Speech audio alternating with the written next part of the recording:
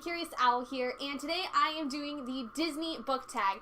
This tag was created by Katie Tastic, who is an amazing booktuber. She is one of my favorites, and so this is a book tag dealing with all kinds of Disney characters and princesses, and I'm super excited because I love Disney. I've loved Disney since I was a little kid. My favorite has always been Belle. I have always really identified with Belle the most in terms of the fact that she is incredibly book smart, she's so intelligent, but she's also so caring and loves everything and everyone. But without further ado, let's get into the questions for the tag. Question number 1 is The Little Mermaid, a character who is out of their element, a fish out of water. For this one, the first thing that comes to my head is definitely Triss from Divergent, because she is literally thrust into the Dauntless faction with little to no training of anything.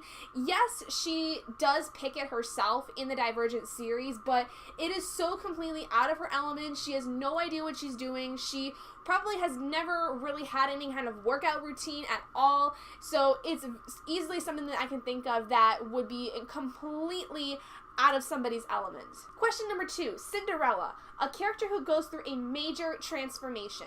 For this one, I'm going to go with Wren from the House of 13 book by Andy Lockwood. This is actually a self-published novel from a friend of a family friend that I received, and basically this main character in this story dies and then is brought back to life in this house of women who basically are able to bring others back to life for one reason or another, or they basically are able to bring themselves back to life. Question number 3, Snow White, a book with an eclectic cast of characters. For this one, I'm going to have to go with my favorite series of all time, Beautiful Creatures by Kami Garcia and Margaret Stohl, because this series has such an amazing cast of characters that are all so very different from each other. You have Ethan, who is our main character, Lena, who is a caster who basically brings Ethan into this brand new world. You have his best friend, Link, who is an absolute loser and knows it, but he owns it so much and it's great. Then you have Amma, who is Ethan's nanny, essentially, or like kind of grandmother figure, who is a seer, who is just the sassiest woman in the world. This book just has so many different kinds of characters that it is so interesting to read, and is probably one of the reasons why I love it so much. Question number 4, Sleeping Beauty, a book that put you to sleep. Ooh, I honestly can't remember the last book that put me to sleep. I think if it was something that put me to sleep, it was something that I read a long time ago. I really don't remember the last book that I was so uninterested in that it put me actually to sleep. Question number 5, The Lion King, a character who had something traumatic happen to them in childhood. I think an obvious answer for this one would be Harry Potter, because both of his parents were killed like at the beginning of the story before he was even 2.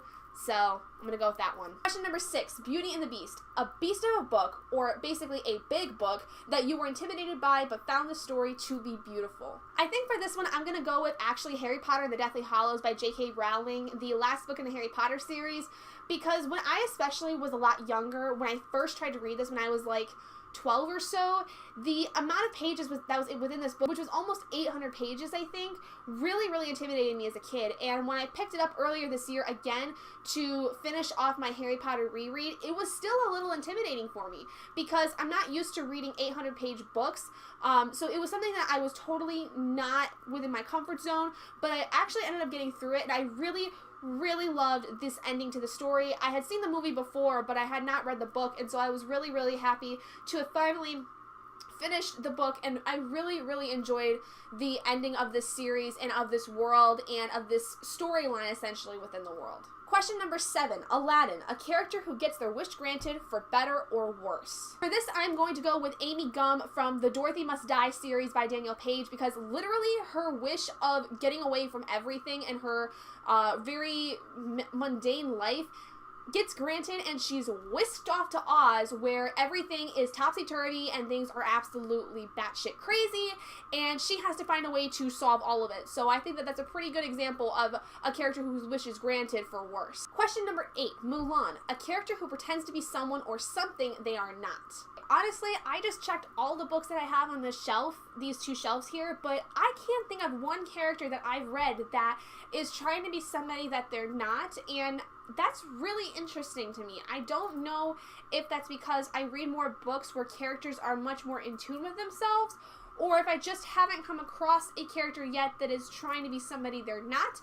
I don't really know. That's kind of strange. I'm kind of really upset that I can't answer this one question. Question number 9, Toy Story. A book with characters you wish would come to life. I mean, quite honestly, that's just any of my favorite books of all time. I honestly wish that a lot of the characters in some of my favorite books would come to life. So that's kind of an unfair question to pick one series that you would want the characters to come alive. But if I had to choose, I probably would go with Claire, Shane, Eve, and Michael from the Morganville Vampire series by Rachel Caine, because that was probably the first main series in fantasy and kind of urban fantasy that I really, really enjoyed, or paranormal, I guess, since it deals with vampires. And finally, question number 10, Disney Descendants. Your favorite villain or morally ambiguous character?